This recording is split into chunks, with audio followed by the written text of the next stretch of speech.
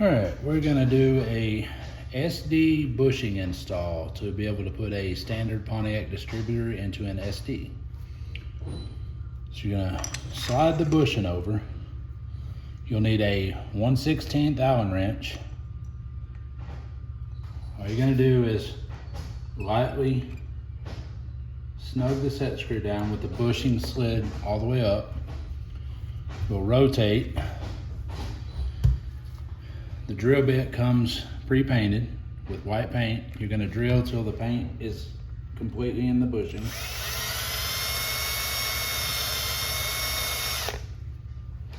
Doesn't really take a whole lot.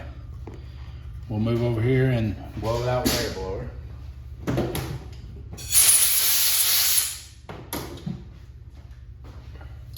You don't want to over tighten the set screw on the other side. It will create a burr that will cause the bushing to gald.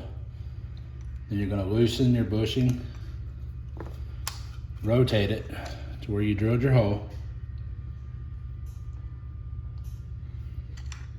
slide it back in,